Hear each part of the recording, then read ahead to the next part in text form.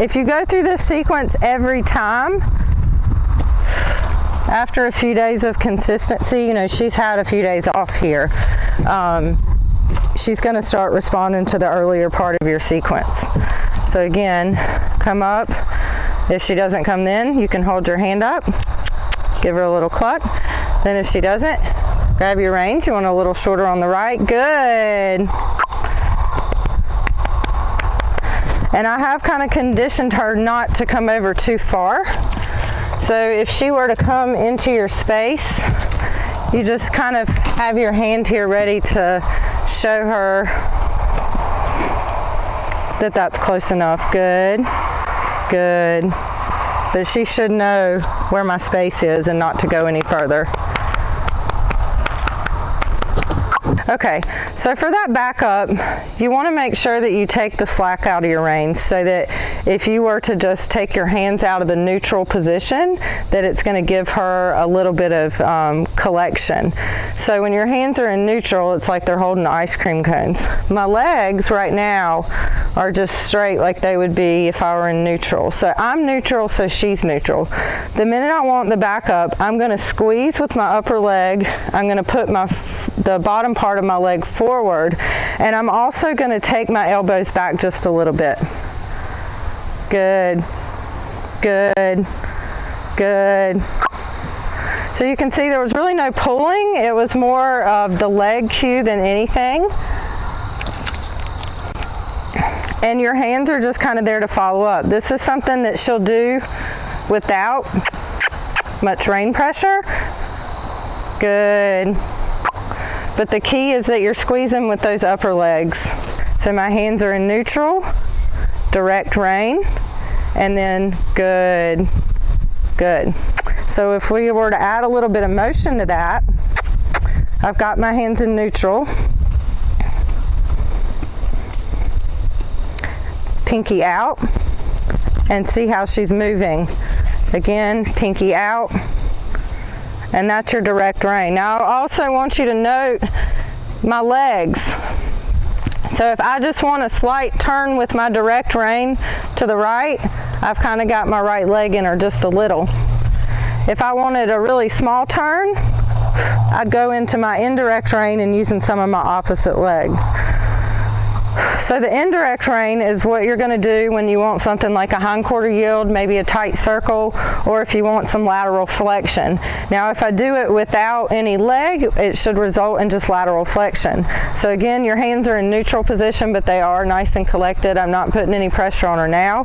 For the indirect rein, I'm just going to essentially turn my palm to the air, and you can see how good I got lateral flexion. So this avoids me having to move my elbow, knock myself off balance. So on the other side, again, move your palm to the air.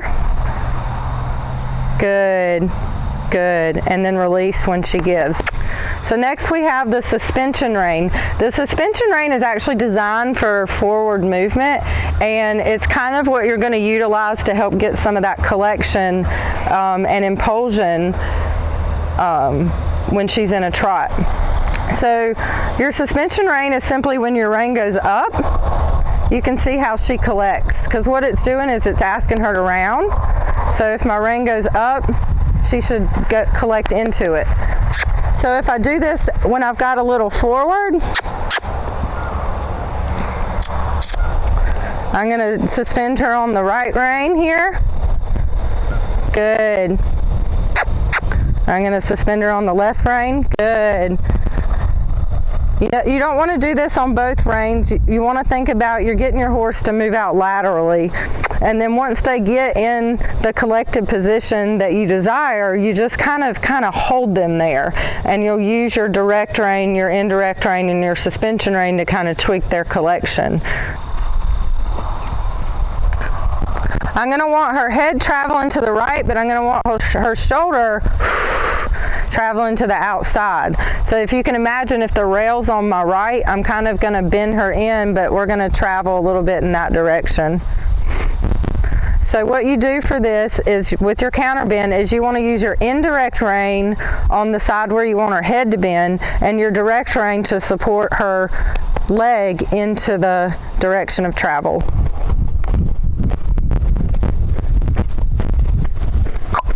right there. And it's actually a little bit easier for her at the trot because she's just got some momentum going, so she's able to kind of figure out those cues a little better. And it's easier for her to round into it. We're going to do the same thing in the other direction. So indirect rein, direct rein. Good. Yeah, good question, Mom. So to help support her into that counter bend, I'm actually putting my leg on her on the same side as the indirect rein. So the same side that I want her head to go, because I want her body traveling away from there. Good. So Minka and I brushed a little bit on the subject of endo tapping. So you see I've got my green stick that has the ball on the end. So essentially what I've taught her is that when I tap her on the withers with this, she should show me some signs of relaxation. And right now that's kind of a conditioned response. So okay, so if you do ever, if you're practicing the endo tapping, or if you want to do a little bit of neck reining with Minka, there's a few things to keep in mind. You're going to have to use your legs to show her where exactly you want her to go. And the best way for me to hold your hand, I like to do with my finger in between the reins. You can do this way with holding it like a fist, but when you do it that way, it's a little bit harder to give and take pressure from her nose.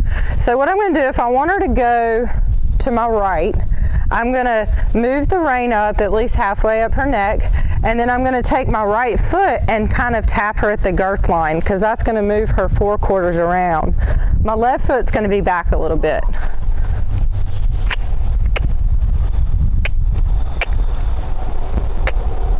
Good. So if I want to go to my left from a walk, rein up, tap her. Good. Up. So I want you to watch here. Rein up, tap her with my foot there at the girth line. Rein up, tap her at my foot, right at that girth line. Good. The more subtle you want your circle, the less you go up her neck. So if I just want, good, her to do a real slight turn, I'll just go a little bit up her neck and give her just a little bit of foot. If I want a nice tight turn, I'm going to go higher up her neck. Okay. So a one rein stop is something important for you and Minka to know how to do. And I want you to think about that indirect rein. What does that get? That gets bend. So we'll do it from a stop. We'll essentially give her the indirect rein. Might have to put it out a little bit to help her. Good. On this side, indirect rein. Good. From a walk, I'm going to give her my indirect rein. Good. Indirect rein, sit back. So I've got one rein I'm using to stop. The reason you want to use your indirect is because you want a lot of bend. If you were to try to use your direct rein, you're going to end up having to come way out here and around, and it's going to throw your body off balance. So you want to try to keep your hands as neutral as possible to help you keep balance. But the key is that as I'm doing that, I'm sitting back a little bit to show her that I want her to slow. Up. Try.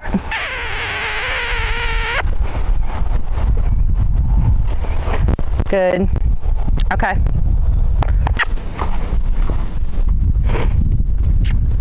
Try.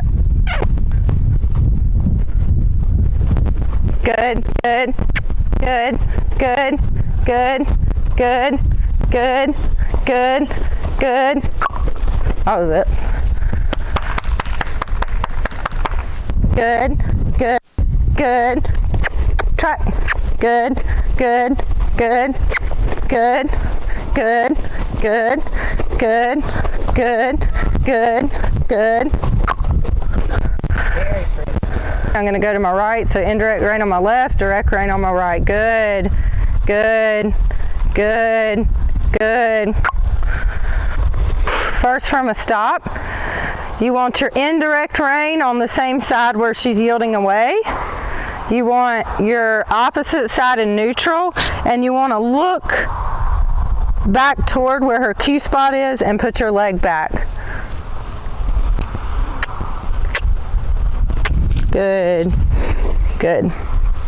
So same thing on this side, and I want you to notice what I do with my foot. Give her a little contact, so indirect rein, leg, good, good. Another thing I want to note is just ways to stop under saddle. We can sit back, take a deep breath.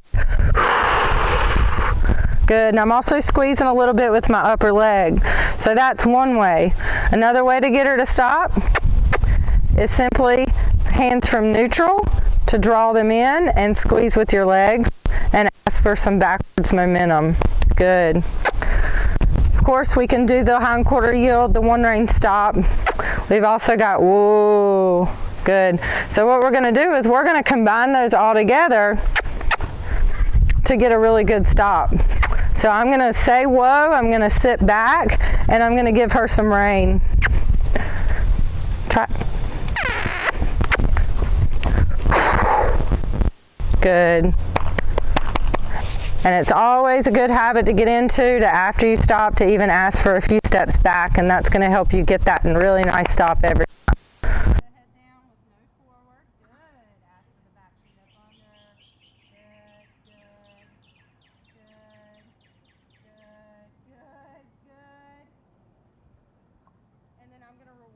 Shakiness, because anything's better than her moving out of it. The shakiness becomes the lay down. So you can reward the shaky. So again, you got to ask for her head down first. Feet forward, good. Tapping right here on her back leg, good, good, good, good. Reward any small try. And I know if you do that with her, just keep at it. You will get that lay down one day, especially if you get her somewhere where she's just super relaxed.